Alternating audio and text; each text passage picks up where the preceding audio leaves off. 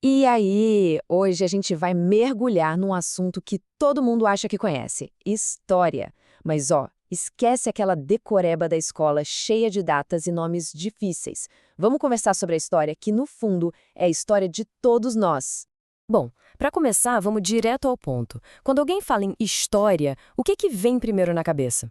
A resposta pode parecer bem óbvia, mas será que ela conta a história toda? Pois é, para muita gente, história é basicamente isso: um monte de data para decorar para a prova, umas batalhas famosas, uma lista de reis, rainhas e presidentes. Só que essa visão, por mais comum que seja, acaba deixando de fora a parte mais interessante de tudo isso. E isso já nos leva direto para o nosso primeiro grande mito. Aquela ideia de que a história é moldada só por um grupinho de pessoas importantes. Vamos dar uma boa olhada nisso. A visão mais tradicional era essa mesmo, bem de cima para baixo.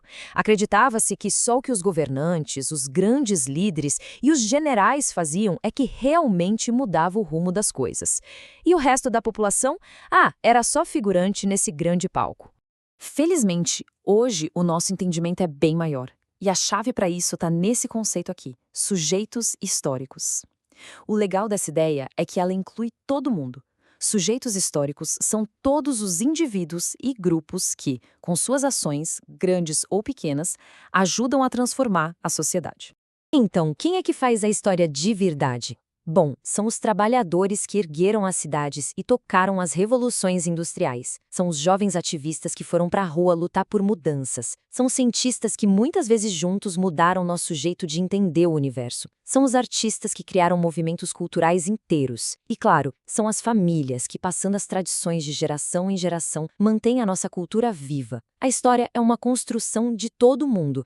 Certo? O primeiro mito já foi. Vamos para o segundo, que tem a ver com o processo de fazer história. Aquela ideia de que o historiador é só um colecionador de fatos.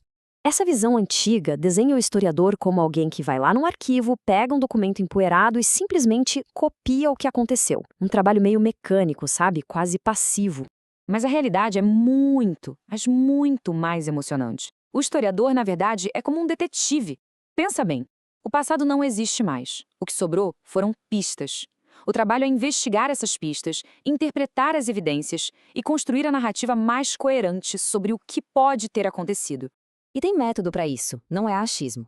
Tudo começa com uma pergunta, uma curiosidade. Depois vem a coleta de fontes, que são as pistas. Aí, a análise crítica dessas evidências. E, por fim, a interpretação, que é o que constrói a narrativa. O objetivo não é achar a verdade absoluta, mas sim construir a explicação mais sólida que a gente consegue ter com as pistas disponíveis. Então, que pistas são essas? Começando pelas mais conhecidas, as fontes escritas. Diários e cartas nos dão uma visão superpessoal. Documentos do governo mostram o lado oficial da coisa. Jornais revelam o que era notícia na época. E os livros, claro, registram o conhecimento de um período. Depois, a gente tem as fontes visuais. Uma única foto pode capturar um momento de um jeito que 1000 palavras não conseguiriam. Pinturas revelam como as pessoas se viam, mapas mostram como o espaço era entendido e organizado, e as charges políticas. São uma janela incrível para o humor e para a crítica de uma era. E tão importante quanto, tem as fontes orais. A história que não foi para o papel, mas ficou na memória e na voz das pessoas.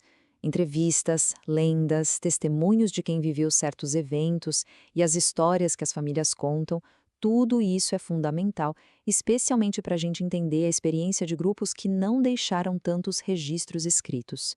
E olha só o poder disso na prática.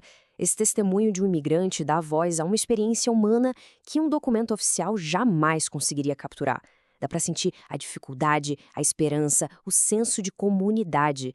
É a história sendo contada em primeira pessoa. Ok, vamos para o nosso último mito. Aquela ideia de que o passado é algo distante que não tem nada a ver com o nosso dia a dia. Isso aí não podia estar mais errado. O passado vive ao nosso redor de duas formas principais, através do que a gente chama de patrimônio cultural. De um lado, o patrimônio material, as coisas físicas que podemos tocar, e do outro, o patrimônio imaterial, que são as práticas, os saberes, as expressões, aquilo que a gente vivencia. Pensa no Coliseu, em Roma. É o exemplo perfeito de patrimônio material. É uma estrutura física, um monumento, que está lá. de pé, contando histórias de um império antigo, de gladiadores, de poder. Ele torna o passado concreto. E para o imaterial, um ótimo exemplo é o tango argentino. Não é um prédio, não é um objeto, é uma forma de dança e música que carrega a história cultural de uma nação inteira. As histórias de imigrantes, a paixão e a melancolia de um povo. Isso é história viva, pulsando. E a história não está só nos monumentos ou nas danças. Ela vive nos nossos conceitos mais básicos. Cidadania, por exemplo. Hoje parece algo natural, mas foi o resultado de uma longa jornada. Começou com ideias na Revolução Francesa, cresceu com os movimentos operários, foi uma conquista das sufragistas e, por fim, virou um padrão global. Os direitos que temos hoje são uma herança direta dessa história toda. Então, o ponto crucial de toda essa nossa conversa é este. A história não é algo que a gente só lê nos livros, é algo que a gente faz parte. Porque, no fim das contas, as memórias de cada um são história. As ações do dia a dia, por menores que possam parecer, são a história acontecendo. Cada pessoa é um sujeito histórico, uma peça ativa que contribui para essa narrativa gigante que conecta todo mundo. E tudo isso nos deixa com uma última reflexão. Se todos nós fazemos a história, que história está sendo escrita agora, neste exato momento? A resposta? Bom, a resposta está sendo construída por cada um de nós, todos os dias.